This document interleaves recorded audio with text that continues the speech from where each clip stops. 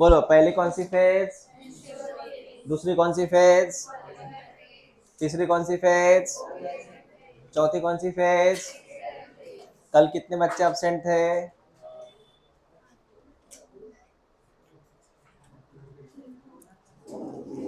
कैसे होगा? हाँ, कैसे होगा बेटा?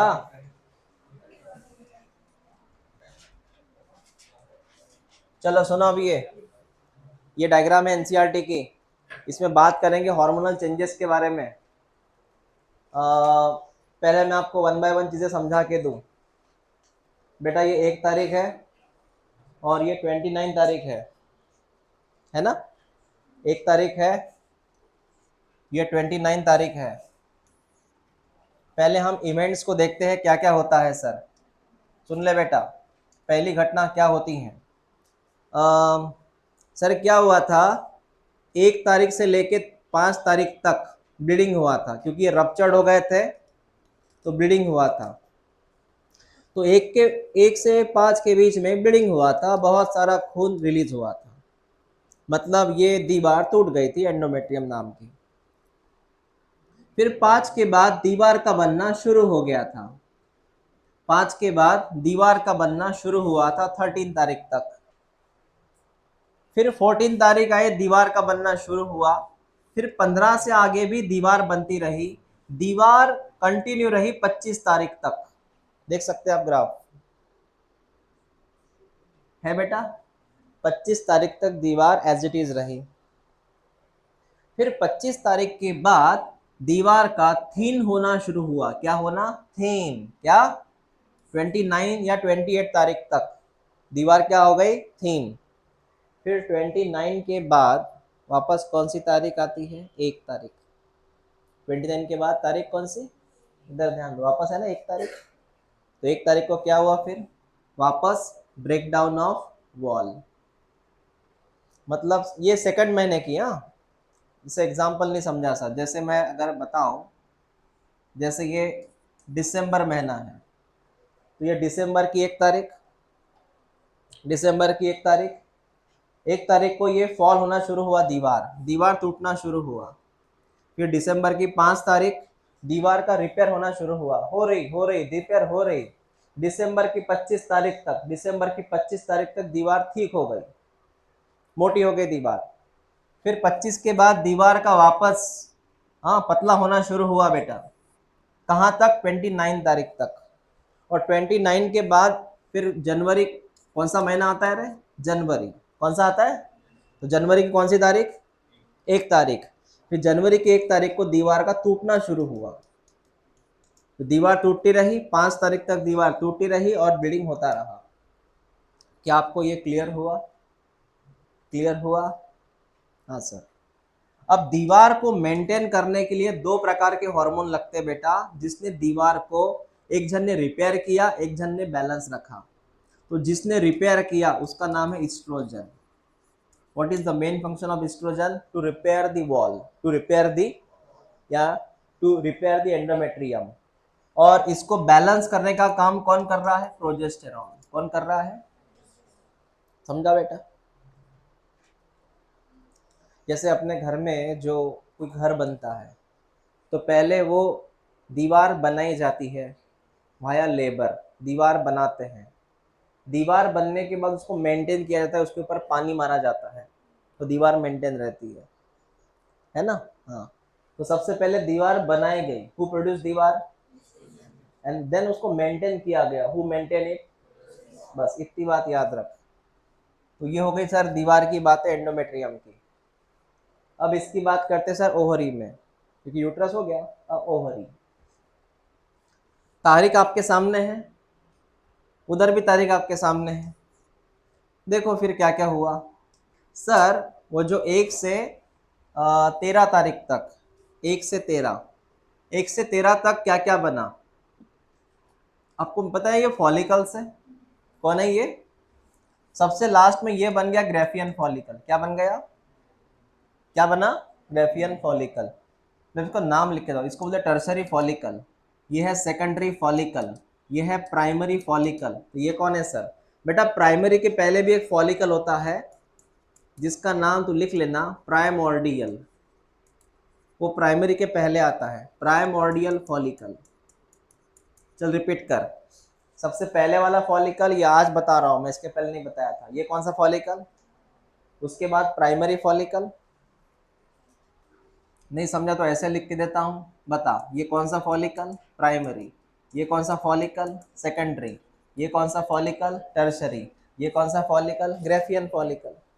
मतलब 13 तारीख तक, 13 तारीख तक कौन बन के रेडी है बेटा, 13 तारीख तक कौन बन के रेडी है, रेडी है बन के, हाँ सर। तो 13 तारीख तक ग्रेफियन फॉलिकल बन के रेडी है। 13 के बाद तारीख कौन सी आती बेटा, 13 के बाद तारीख 14, 14 तारीख को पता है तुझे क्या हुआ, ओव्यूलेशन, मतलब ruptured of Graafian follicle, ruptured of, तारीख कौन सी थी 14, सर 14 तारीख को सर, 14 तारीख को sir ruptured of Graafian follicle, मतलब यहाँ पे क्या हुआ, ओव्यूलेशन। फिर नेक्स्ट तारीख 15, टूटा हुआ ग्रेफियन फॉलिकल काय में कन्वर्ट हुआ, टूटा हुआ ग्रेफियन फॉलिकल काय में कन्वर्ट हुआ, कॉर्पस ल्यूटियम में। फिर ये कॉर्पस ल्यूटियम धीरे धीरे काय में कन्वर्ट हुआ, सॉरी इधर लिखा ही नहीं उन्होंने, पता ना वो अल्बिकन्स आता है उधर, कौन आता है, अल्बिकन्स, मतलब ये पीले कलर के फिलहाल कॉर्पस ल्यूटियम है, ये कौन है ये भाई पता है ना, 15 के बाद क्या हुआ, ग्रेफियन फॉलिकल टूटा हुआ काय में कन्वर्ट हुआ, कॉर्पस ल्यूटियम में। तो ये हो गई आपकी मतलब ये कंसेप्ट है आपका ओवरी वाला, ये कंसेप्ट था आपका यूट्रस वाला। अब बचा बेटा हार्मोन की बात, मैं जैसे बोलूं वैसे याद रखो, ये डायग्राम एग्जाम में आती याद रखना, सुन ले मेरी बात। सर ये लाल कलर का जो हार्मोन है उसको एफएसएच नाम है, और जो ब्लू कलर का हार्मोन है उसका नाम एलएच है। बता लाल कलर का हार्मोन और ब्लू कलर वाला, आप जरा देखिए, शुरू शुरू में एफएसएच ज्यादा है, शुरू शुरू में एफएसएच ज्यादा है, कंपैरिजन है एफएसएच एलएच के बीच में, शुरू शुरू में कौन ज्यादा, हाँ तो देखो शुरू शुरू का मतलब है इस तारीख तक, मतलब मैं 5 तारीख के अंदर की बात कर रहा, मतलब 1 से 5, कहाँ बेटा 1 से 5 के बीच में कौन ज्यादा है, एफएसएच, बाद में कम हो गया सर, कम हो गया सर, यहां पर भी कम हो गया सर, और वापस कब बढ़ गया बेटा, वो लाल कलर दे वापस ऊपर गया वो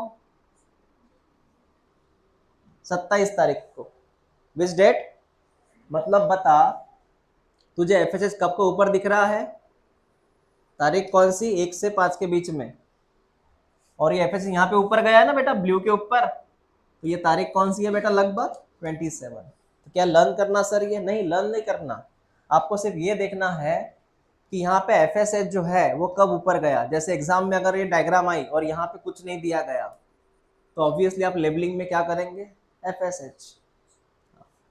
अब ब्लू कलर कौन है बता, एलएच, शुरू शुरू में कम रहता वो, सर ये ब्लू कलर का एलएच है सर, हाँ बेटा एलएच है, शुरू शुरू में कम है, बाद में और एक बढ़ गया बढ़ गया बढ़ गया, ये बढ़ गया, मैंने बोला था ना इसको बोलते हैं एलएच सर्ज, याद है एलएच सर्ज हुआ था 14 तारीख को, कब हुआ था, अरे एलएच पिक पे कब गया था, 14 तारीख को, फिर ये ऐसे ऐसे ऐसे ऐसे ऐसे फिर ये नीचे वापस गया।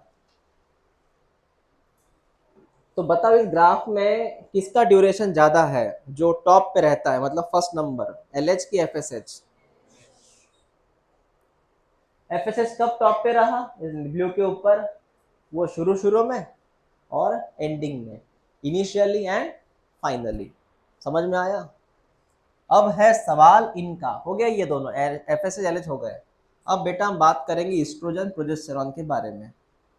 मैं सिंपली आपको बताऊं, 14 तारीख के पहले, 14 या 15 तारीख के पहले फर्स्ट नंबर कौन रहता है, याद रखना, 14 के बिफोर या 15 के बिफोर आपको पहला नंबर किसको मिलेगा, ईस्ट्रोजन को मिलेगा।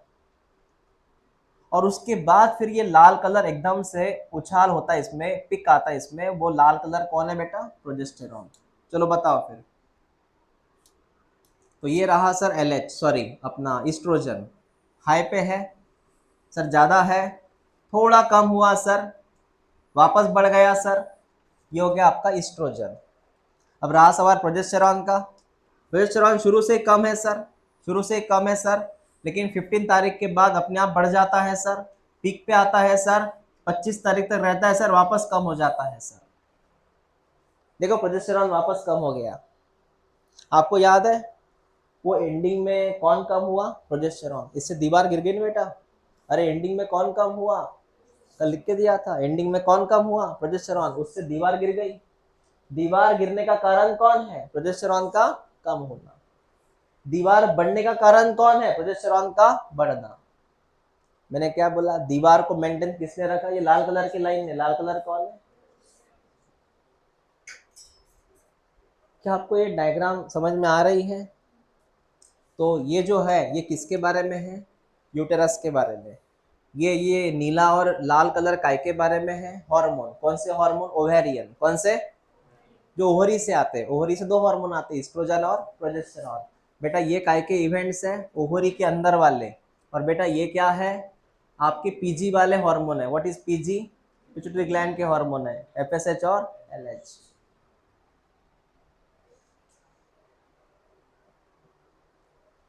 मेंस्ट्रुअल साइकिल जो है आईएमपी है, इसके ऊपर सवाल आते हैं। आपको इवेंट्स पता होने चाहिए। बताओ 14 तारीख को क्या हुआ था? ओव्यूलेशन हुआ था, कॉर्पस ल्यूटियम ब्लास्ट हुआ था। हाँ, कॉर्पस ल्यूटियम नहीं, तुम भी हाँ में हाँ मिलाते। Graafian follicle. आपका ध्यान नहीं, मैंने क्या बोला? ग्रेफियन फॉलिकल रप्चर्ड हुआ था। नाउ इसकी बीमारियां लिखो, लिखो।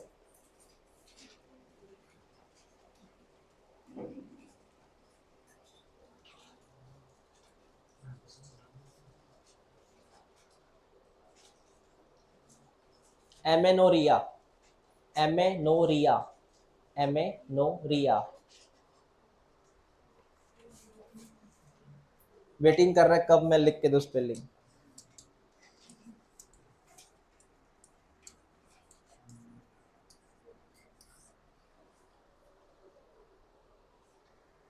Amenorrhoea.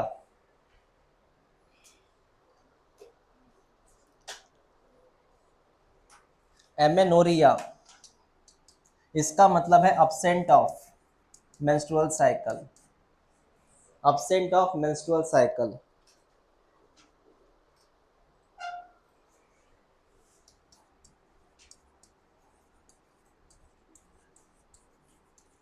Dysmenorrhoea painful menstrual cycle।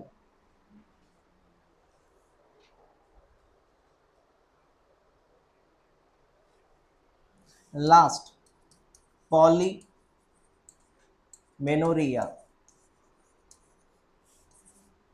many time in a month. Single महीने में मल्टीपल टाइम का साइकिल आना, एक ही महीने में बार बार मेंस्ट्रुअल साइकिल का आना, पॉलीमेनोरिया।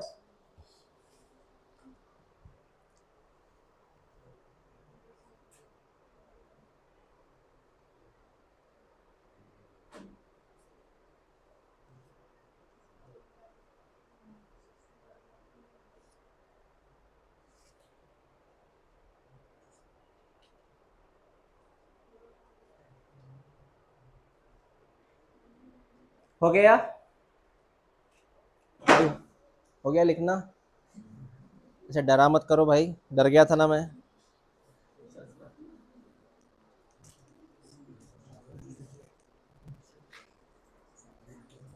हाँ, मैंने लास्ट टाइम आपको बोला था। आपको आवाज आ रही है? फिर ये कैसे आवाज आई? हाँ सुनो, मैंने बोला था आपको कुछ फैक्टर साइकिल पे असर करते हैं, मैंने लिख के दिया था। मैंने सिर्फ बोला था मेरे ख्याल से। स्ट्रेस पहला कौन है?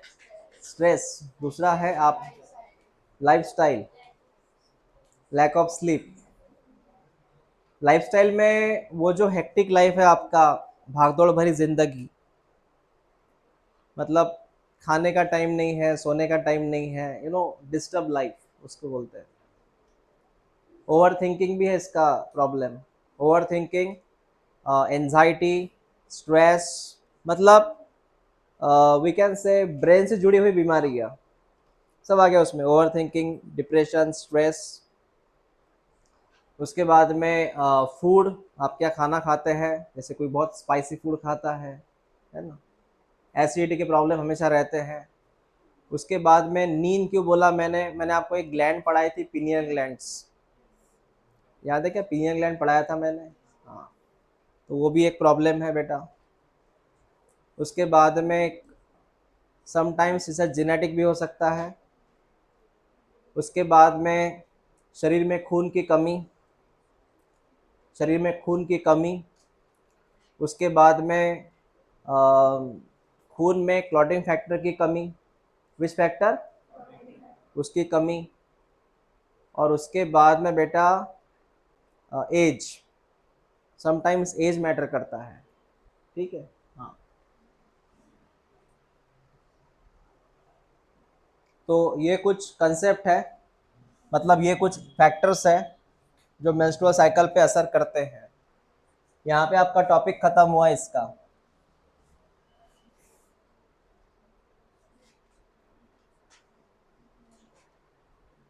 Next topic, fertilisation and implantation.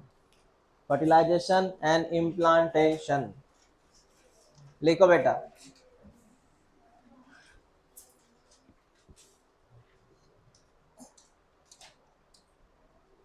Fertilisation और इम्प्लांटेशन।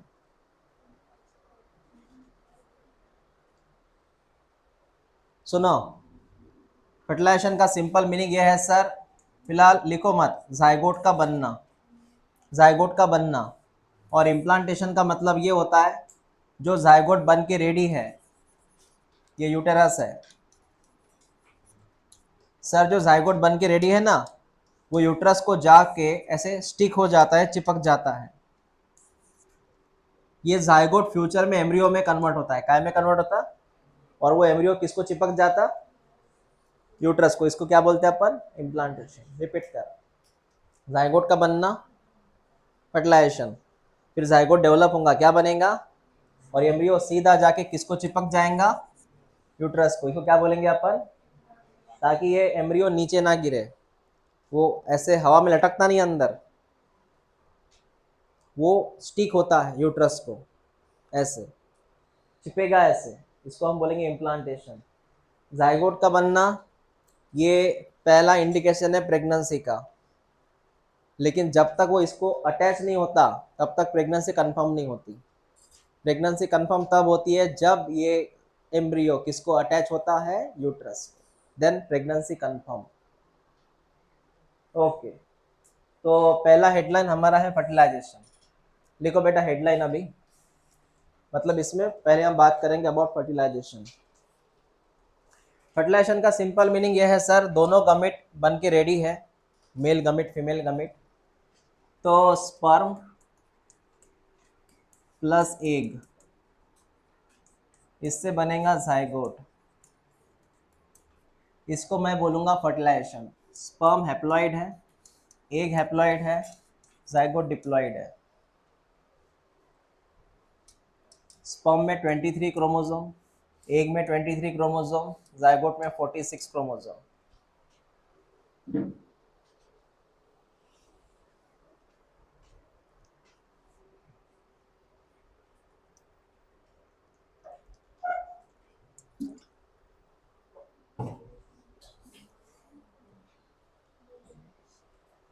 हो गया? हाँ, ध्यान दो इधर।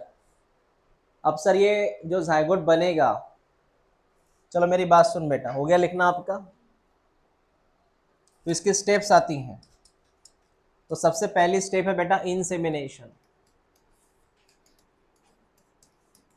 इंसेमिनेशन, जिसमें क्या होता है सर, इसमें स्पर्म की एंट्री होती है।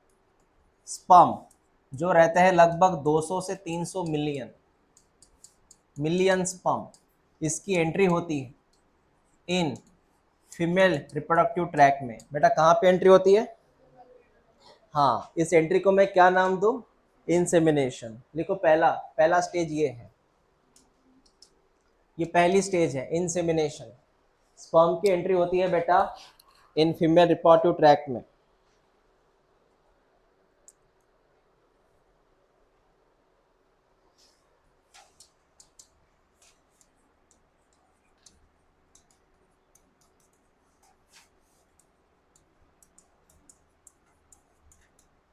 और वो फीमेल के अंदर जाके सिर्फ 3 दिन या 2 दिन जीवित रहता है, बाद में मर जाता है। 3 या 2 दिन जिंदा रहेगा, बाद में मर जाएगा स्पर्म।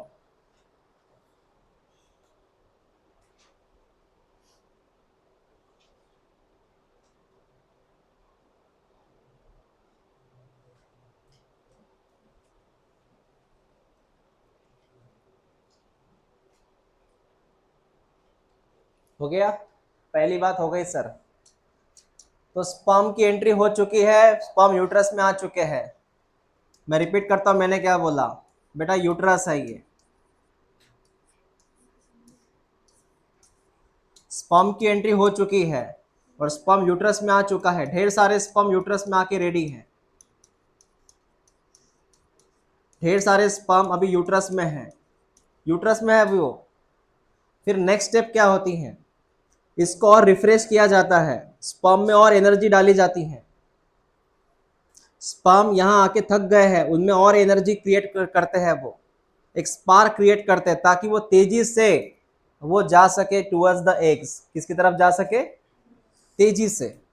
तो इनको थोड़ा स्पार्क किया जाता है, इनको एक्टिवेट किया जाता है। तो नेक्स्ट हमारा स्टेप है कैपेसिटेशन। तो बेटा नेक्स्ट स्टेप का नाम है कैपेसिटेशन। लिख के देता हूं, देखो सेकंड स्टेप का नाम है कैपेसिटेशन। सर ये कौन सा टॉपिक है? सुन ले बेटा, कैपेसिटेशन मतलब सुन क्या है। स्पर्म अभी भागने लगेगा एग्स की तरफ, उसमें एनर्जी चाहिए, उसमें पावर चाहिए, बराबर है? हाँ, वो एक ऐड आती ना एनर्जी ड्रिंक की, वो एनर्जी ड्रिंक पीता है, बहुत भागता है तेजी से, तेजी से भागता है। हाँ, कौन सी? Spring, string, sink, sting, spelling क्या है? Okay, sting. हाँ हाँ हाँ। क्या होता है उसमें? नारियल का पानी होता है क्या? स्टिंग। ओके, होता क्या है सर? सुन ले बेटा, होता क्या है? ये स्पर्म है, स्पर्म के ऊपर, स्पर्म का ये हेड है, मेरी बात सुन, समझेगा नहीं बाद में। ये हेड है सर स्पर्म का, इसके ऊपर एक सर कवच होता है ग्लाइकोप्रोटीन का। इसके ऊपर एक कवच है ग्लाइकोप्रोटीन का। बेटा कौन सा कवच? ग्लाइकोप्रोटीन की कवच रहती हैं। तो होता क्या है? रिमूवल ऑफ दिस कवच, ये रिमूवल होता है सर, ये रिमूव हो जाती है बेटा। बेटा सुन ले मेरी बात, जैसे ये रिमूव हो गई सर, जैसे ये रिमूव हो गई सर, इस पंप के अंदर एंट्री होती है कैल्शियम की। किसकी एंट्री होती है? कैल्शियम। किसकी एंट्री होती है?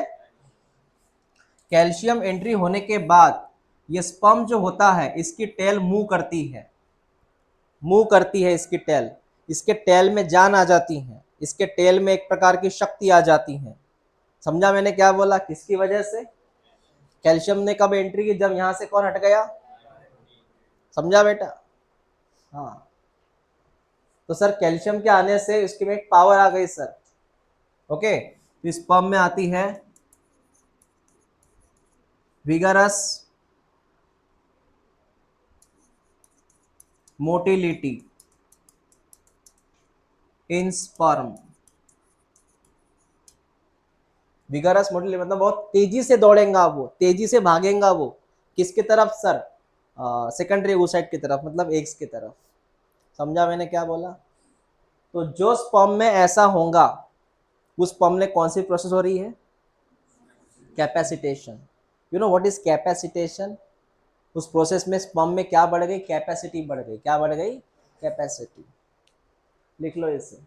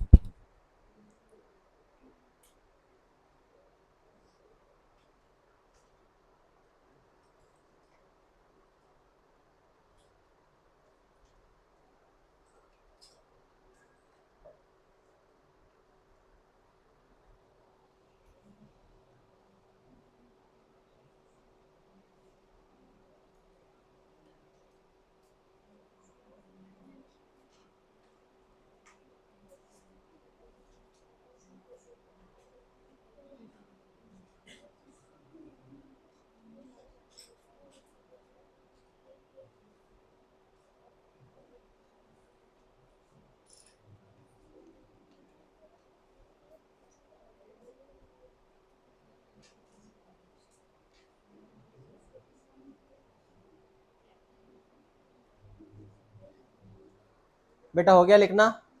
क्या आपको क्लियर हुआ? इसकी टेल देख फिलहाल ऐसी है, कोई जान नहीं टेल में। अब एकदम से मूवमेंट करने लगी, फड़फड़ाने लगी टेल। उसी फड़फड़ाने को मैं क्या बोलूंगा? व्हिप्लैश। ऐसी मुंह होती है वो दिवाली में आती ना, वो ऐसे अगरबत्ती रहती है बेटा, क्या रहता वो? हाँ हाँ, वेरी गुड, फुलझड़ी। एक लेस भी आती है ऐसी, है ना? हाँ, फुलझड़ी या अगरबत्ती, इसको व्हिप्लैश बोलते। क्या बोलते हैं? व्हिप्लैश। तो तेजी से किसकी तरफ बढ़ेगा वो? अरे भाई किसकी तरफ मुँह होगा? और ये कहाँ बैठा है? तीन option, infundibulum, ampulla, isthmus. Secondary oocyte कहाँ है? Ampulla, isthmus, infundibulum, ampulla. आपका लिखना हो गया ये? आगे बढ़ते हैं। सर जैसे आपने बोला, सुन मेरी बात, यहाँ पे ढेर सारे स्पर्म जो है वो यहाँ पे आके रेडी थे। अब इधर है सर बेटा, इस तरफ एग है, अभी ये एग है इधर, मतलब सेकेंडरी oocyte है सर इधर। अब ये स्पर्म जो है उसी तरफ जाएगा जहां पे एग है। कैसे पता चला इसको सर ये एग इधर है? क्योंकि हो सकता है वो इधर भी हो सकता है। एक्चुअली ये जो एग है और स्पर्म है, इनमें एक केमिकल बॉन्डिंग रहती है, जैसे प्लस माइनस की तरह। ये जो एग है वहां पे एक केमिकल बनाता है फर्टिलाइजिन। कौन सा केमिकल? उसके अपोज में स्पर्म बनाता है एंटी फर्टिलाइजिन।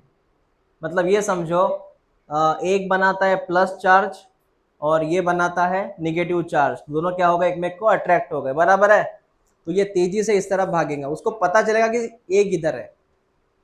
ओके, तो जैसे ये स्पर्म इधर आता है, फिर वहां पे इस स्पर्म को इसकी पहचान करनी पड़ती है। पहचान, ये एक अपना ही है क्या? व्हाट इज अपना है क्या? अपना है क्या मतलब होता है, थोड़ा प्लांट को याद करो, पोलन पिस्टिल इंटरेक्शन, उसने गलत पोलन को रिजेक्ट किया था और राइट पोलन को एक्सेप्ट किया था, समझाना। तो ये एग अगर ह्यूमन का है तो स्पर्म भी ह्यूमन का चाहिए। एग किसका है तो स्पर्म भी किसका, ह्यूमन का। इसको बोलते हैं स्पेसीज स्पेसीज रिकॉग्निशन। क्या बोलते हैं इसको? हाँ। ये कैसे होता है और मैं समझाता हूँ। देखो अपने बॉडी में एक चीज है बेटा, उसको बोलते हैं सिग्नलिंग। मतलब सर, मतलब समझाता हूँ, देख मेरी बात समझ। अपने अंदर दो प्रकार के सेल है, सॉरी अपने मतलब हमारे अंदर प्लांट के अंदर एग्जांपल ले रहा हूं मैं। एक सेल है, इसके ऊपर एक लगा रहता है रिसेप्टर, आर फॉर रिसेप्टर, और इसके ऊपर भी रिसेप्टर लगा है। इसको मैं बोलूंगा एनिमल सेल, इसको बोलूंगा प्लांट सेल। ये कौन सा सेल है? जानकारी जरूरी है, याद रखो। ये कौन सा सेल? एनिमल। ये कौन सा सेल? अब एक वायरस आ चुका है, पोलियो वायरस। कौन सा वायरस? अब पोलियो वायरस दोनों में गया, प्लांट में गया, एनिमल में गया, दोनों में चला गया पोलियो वायरस। लेकिन बीमारी किसको होती है? एनिमल को। प्लांट को होती है क्या? प्लांट को होती है क्या? उसका कारण है, उसका ये कारण है, ये जो पोलियो वायरस है, कौन सा वायरस, जब एनिमल पे अटैक करता है ना, तो उसको यहाँ सिग्नल मिलता है और ये सिग्नल उसको एक्सेप्ट करता है। मतलब पोलियो वायरस इस सिग्नल को एक्सेप्ट करेगा या इनकी केमिस्ट्री जुड़ेंगी। क्या होंगी? केमिस्ट्री जुड़ जाएंगी, इनका बातचीत होगा, फ्रीक्वेंसी मिलेगी एक मेक की। और ये जो रिसेप्टर है इसी इसी इसका है, इसी वायरस का है। लेकिन जैसे वो वायरस यहाँ पे आता है, इनकी केमिस्ट्री नहीं जुड़ती, केमिस्ट्री जुड़ती नहीं है, इसलिए वायरस इस प्लांट पे अटैक नहीं करता। आपको इससे एक बात क्लियर हो गई कि कम्युनिकेशन के लिए रिसेप्टर चाहिए। क्या चाहिए? जो हमारे अंदर है, हमारे अंदर HIV का रिसेप्टर है, हमारे अंदर पोलियो का रिसेप्टर है, इसलिए वो रिसेप्टर की वजह से ये वायरस हमारे सेल से बात कर सकता है। कभी आपने देखा कि किसी प्लांट को पोलियो हुआ, उसकी एक ब्रांच अलग हो गई? नहीं ना, क्योंकि बातचीत नहीं ना उनकी, ये प्रॉब्लम है। कभी देखा प्लांट कोरोना हुआ? नहीं, हो ही नहीं सकता, है नहीं उसमें कुछ। तो आपका सेकंड पॉइंट पता है क्या है? ये स्पर्म इस एग्स को पहचानेगा, ओके, और पहचान के फिर फ्यूज होगा। तो मेरा नेक्स्ट पॉइंट जो है बेटा, उसका नाम है सिनगैमी। थर्ड लिख, सिनगैमी। कौन सा गैमी? सिनगैमी।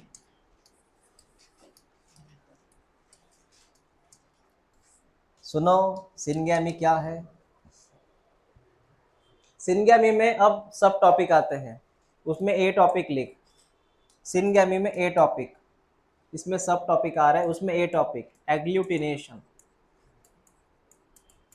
मतलब प्रॉपरली मैच होना, इनका मैचअप करना है। तो सर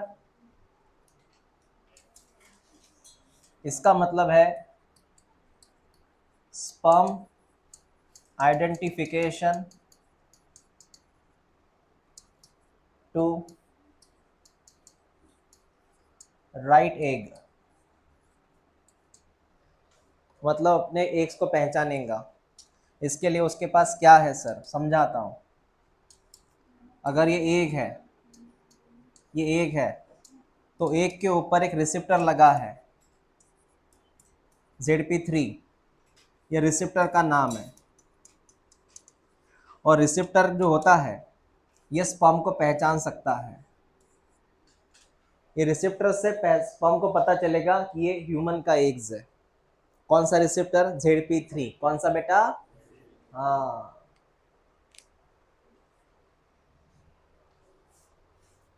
तो यहां मैं लिखूंगा sperm identification to the right eggs by ZP3 receptor. लिख लो इसे, उनकी कोड लैंग्वेज होती है बेटा। तो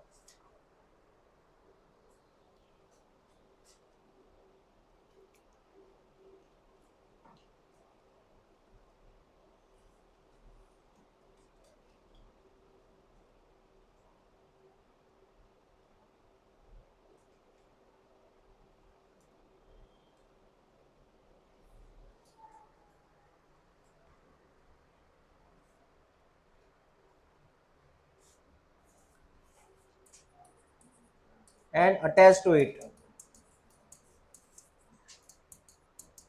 उसको अटैच भी हो जाएगा, वो उसको पहचानेगा भी, उसको अटैच भी हो जाएगा, पहचानेगा भी और उसको अटैच भी हो जाएगा। तो स्पर्म एग से जुड़ चुका है वाया रिसेप्टर, स्पर्म एग से जुड़ चुका है वाया रिसेप्टर, स्पर्म एक से जुड़ चुका है वाया रिसेप्टर, देखो जुड़ चुका है वो एक से वाया रिसेप्टर। हो गया क्लियर? कोई शक है यहां तक? तो फर्स्ट स्टेप क्या है? अटैचमेंट, पहचानो अटैच करो। तो पहचाना, ZP3 से बाद में अटैच हुआ, तो स्पर्म एक से अटैच हुआ, पहली स्टेप खत्म हो गई सर। चलो दूसरी स्टेप सुनो, दूसरा स्टेप का नाम लिख, दूसरा स्टेप बी नाम का है, एक्रोसोमल रिएक्शन। एक्रोसोमल RX का मतलब रिएक्शन, एक्रोसोमल रिएक्शन। अब ये सुन बेटा, इसके लिए मुझे डायग्राम ड्रॉ करनी पड़ेगी फिलहाल के लिए।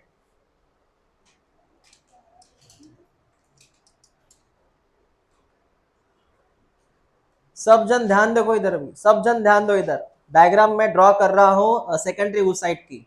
तो सर ये है उसकी प्लाज्मा मेम्ब्रेन, कौन है बेटा उसकी? मैं बात कर रहा हूं सेकेंडरी oocyte की, ये कौन है उसकी? Plasma membrane. उसके बाद में, उसके बाद में उसके भीतर का ये न्यूक्लियस है, ठीक है, nucleus of the secondary oocyte।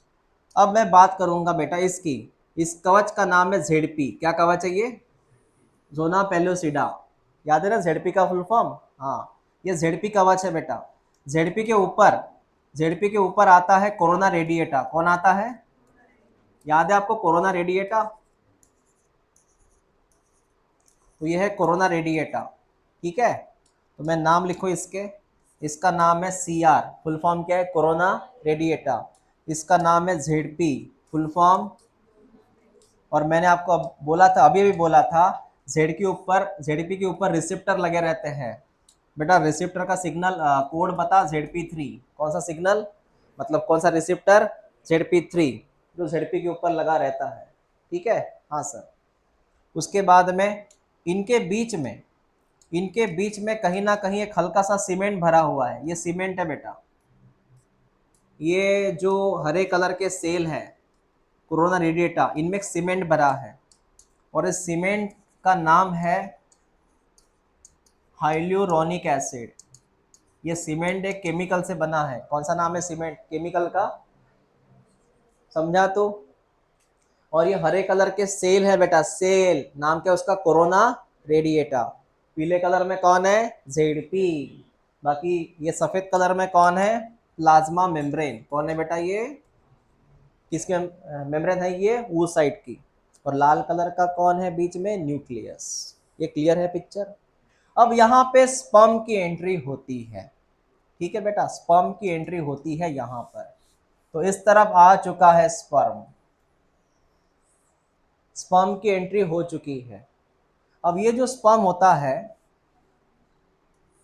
आपको पता होना चाहिए, स्पर्म के अंदर एक बैग थी। हाँ सर, स्पर्म के अंदर एक बैग थी, बैग का नाम एक्रोसोम था। क्या था? स्पर्म के अंदर एक बैग थी जिसका नाम था सर एक्रोसोम।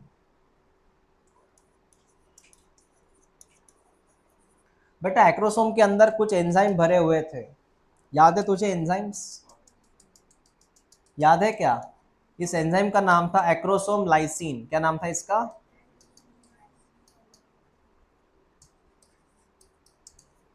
इतनी कहानी समझ में आ गई क्या?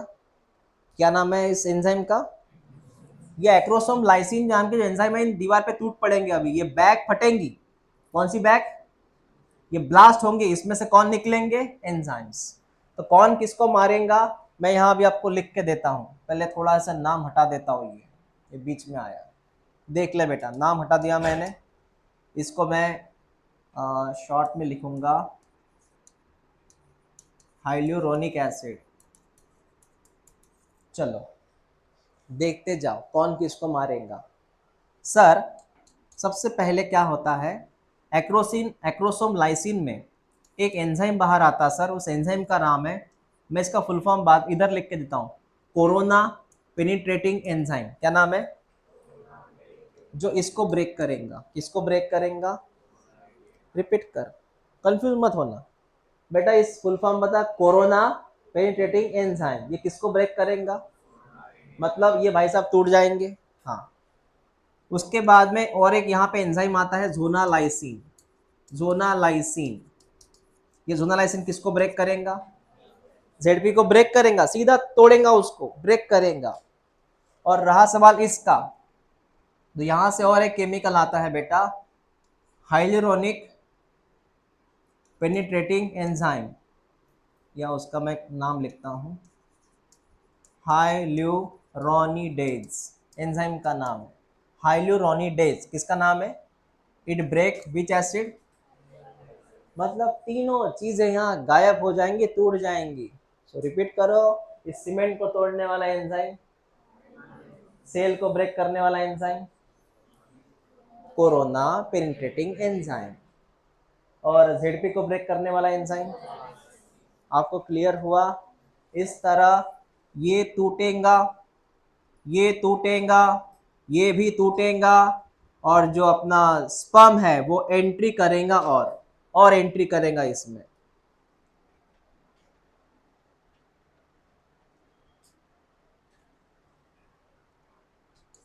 ऐसी बातें है बेटा, ये क्लियर हुआ? इतना क्या है तो ड्रॉ करो इसको।